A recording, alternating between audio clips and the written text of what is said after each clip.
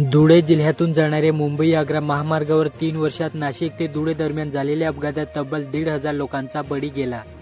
या महामार्गावरील 25 अपघात प्रवण क्षेत्र नागरिकांच्या जीवावर उठले. गेल्या 3 वर्षात या महामार्गावर झालेल्या अपघातात सर्वाधिक अपघात धुळे तालुका पोलीस ठाण्यात हद्दीत झाले.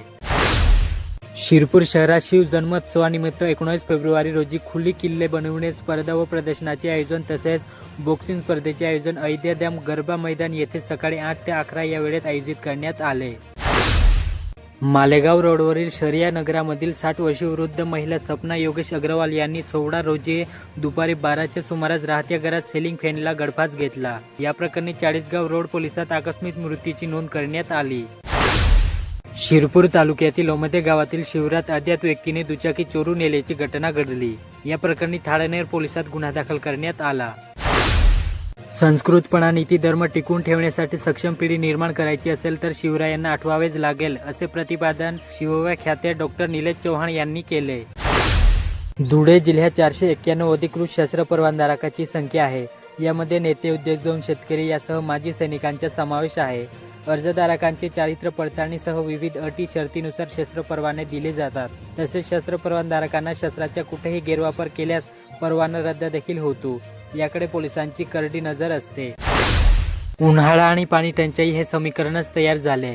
शासनाने कोट्यवधी रुपये खर्चून पाणी पुरवठा योजना राबवल्यानंतरही अनेक गावांना उन्हाळ्याची चाहूल लागताच पाणी टंचाईचा सामना करावा लागतो. यंदाही पाणी टंचाई निवारणार्थ जिल्हा प्रशासनाने 56,54,000च्या कृती आराखड्याला मंजुरी दिली. यात सर्व निधी यंदा विहीर अधिग्रहण कामांसाठी खर्च केला जाणार. विशेष म्हणजे यंदा जिल्ह्यात एकही टँकरचा प्रस्ताव करण्यात आलेला नाही. यामुळे जिल्ह्यात खरंच टँकर मुक्ती होणार का असा प्रश्न निर्माण होत आहे.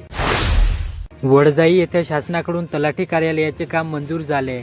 सदर काम काही अंशी पूर्ण झाले, परंतु किरकोळ कामे अनेक दिवसापासून अपूर्ण असल्यामुळे गेले 6 महिन्यापासून कार्यालय दुडाखात पडले. विशेष म्हणजे रात्रीच्या सुमारास हे कार्यालय नशेखोरांचा हड्डा बनत असल्याचे दिसून येत आहे. गेल्या काही दिवसापासून टोमॅटोची दरामध्ये मोठी घसरण झाली. सध्या बाजारात 10 रुपये किलो या दराने टोमॅटो विक्री होत आहे. यामुळे ग्राहक समाधानी असले तरी उत्पादक शेतकरी मात्र नाराज झाले. विरखेल तालुका साक्री येथील हर्षल नानासाहेब बदाणे यांनी महाराष्ट्र लोकसेवा आयोगामार्फत घेण्यात आलेल्या स्पर्धा परीक्षेत यश प्राप्त करीत त्यांची महसूल सहाय्यक या पदावर निवड झाली. वसमार तालुका साक्री ग्रामपंचायतीचे उपसरपंच बारकू फुलपगारे यांचा 1 वर्षाचा कार्यकाळ पूर्ण झाल्यामुळे त्यांच्या रिक्त झालेल्या जागी मंगलाबाई धनराजे नेरे यांची उपसरपंचपदी बिनविरोध निवड करण्यात आली. शिंदखेडा तालुक्यातील मालपूर येथील सर्वेश सावंत या विद्यार्थ्याने सोमवारी वडिलांचे पिंडदान करून इयत्ता 12वीच्या बोर्डचा पेपर लिहिला. सुवर्णकार समाजातर्फे शहरातून श्री संत श्रेष्ठ नरहरी महाराजांच्या पुण्यतिथीनिमित्त श्री स्वामी समर्थ मंदिरातून पालखी व रथाचे आयोजन करण्यात आले होते. काही दिवसापासून शहरात विजेचा लपंडाव सुरू आहे. शहरातील काही भागात दुपारी 10 ते 15 मिनिटांसाठी वीज पुरवठा खंडित होतो. अद्याप कडक उन्हाळ्याला प्रारंभ झालेला नाही. दुसरीकडे आतापासूनच विजेचा लपंडाव सुरू झाल्याने नागरिकांना गैरसोयीचा सामना करावा लागत आहे.